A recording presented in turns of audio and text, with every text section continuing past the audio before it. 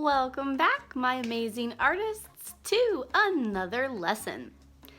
Today is the letter F. So this project is about Mexican artist Frida Kahlo. You should have watched the informational video about her, and maybe you watched the clip in Spanish from the movie Coco. Coco represented Frida in a really beautiful way. She's super important to Mexican history and culture, and her art influences us today. This project, we're going to be inspired by Frida and her portraits, and we're also going to be a little bit silly. Credit for this project goes to the Mandels Art Studio on Instagram. And I did include their name in your lesson just so that you know where it came from, okay? All right, Mom and I are each going to start this project, and in a few minutes, you will get to see the process. You are going to need something to write on, something to write with, and materials to color if you have them. Remember, any kind of paper works. It really doesn't matter. It's your art, just do your best.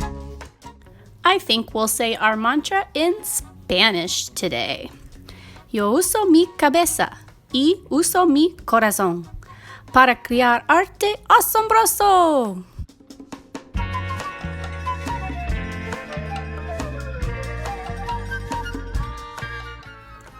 Here are different kinds of flowers you can make. The first one's kind of a tropical flower. Think of a broken egg for your shape. Next, you have a standard flower. Most flowers have odd numbers of petals. Next, I'm drawing a bud. Make a spiral, then finish it with a U shape. Add leaves. Here's another kind of bud where you can see the pollen in the middle and the two petals are teardrop shaped. This is kind of a tropical flower again. Go ahead and add your leaves. This next one is like a trumpet flower. It's a big U with a wavy line at the top and then a second wavy line behind it so that you can see inside the flower. Then add some stems and wrinkles at the bottom. Here is a closed rosebud. It's a very small spiral with two petals. This is a kind of a, I can't think of the name of it, but it's cute. It's a squiggly flower. How about that? Mom makes her flowers using hearts for the petals, so that's a cool idea too. There you go.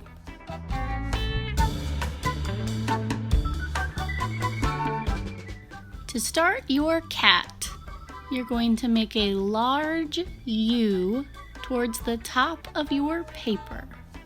Remember to draw lightly at first. Then you draw two curved lines underneath, going all the way to the bottom. Those are the cat's body. You're going to add two triangle ears and draw a gentle rainbow line for the top of the head. I'm drawing a straight line down the middle of my face, very lightly, so that I can figure out where to put my upside down triangle for the nose, so that my mouth can be on either side of that line. And then you add your tongue, if your mouth is open. Mom left hers closed, see? Cat's eyes are a very specific shape. They're an ellipse, a pointed ellipse, basically a lemon shape or a football shape. You can do yours however you want though.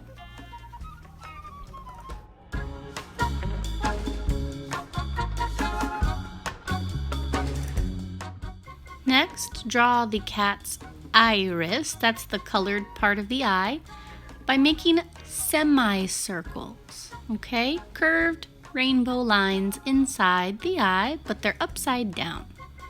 Then you're going to make 2 triangles because cats have a slit pupil. All right, and then we want our famous Frida eyebrow.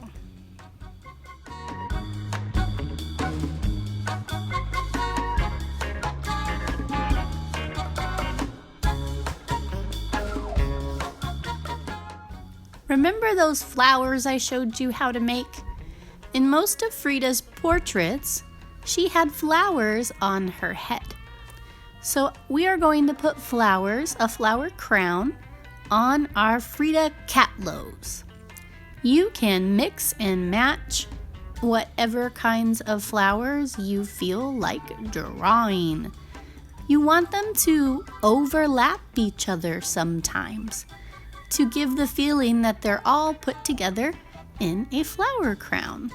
It's okay if they come off the sides of your cat's head a little bit. That gives the illusion of depth again. So take your time, have fun, put whatever kind of flowers you want up there. Alternating the size of your flowers is also a good way to give depth and dimension to your 2D artwork. It also adds variety, which is the spice of life, right? It makes things more interesting to look at. Now we're going to put some clothes on our cat. We did ours with a shawl or a scarf around their shoulders. I also added a pendant necklace to mine that's kind of shaped like a sun. I think it would be cool, no matter what kind of clothes you did, boys and girls, if you had a pattern in them somehow, okay? Figure out what kind of pattern you want, repeated elements that you can put in the clothing on your cat. Because traditional Mexican clothing often has a lot of really beautiful patterns in it, especially in their shawls and their blankets. So that's what we're going to do, okay? The pattern is up to you, but I am looking for it. It's going to be in your success criteria. All right, now we're going at super speed here because I am outlining everything I just did. And you don't need to watch that super slow, right? You guys know how to do that. If you're going to use paint, I suggest using a permanent marker if you have one. Because remember, just like in class, permanent marker will not get affected, okay, will not get changed if water gets on it. If you use a washable marker, you're just going to have to be really careful with your brush. We didn't use paint because I know not all of you have it. We used crayon and marker. If you layer colors of washable marker, it kind of adds beautiful detail. I layered 3 kinds of green and yellow in my eyes. Mom was already done. I absolutely love the pattern that she chose to do. And I love the fish necklace. Awesome job, Mama Kirk. All right, so here are the finished drawings. You can share them to me, remember, in Canvas, in the project Flipgrid, via email. However you can share them is fine. I hope you have fun, and I hope you comment on other students' art. See you next time.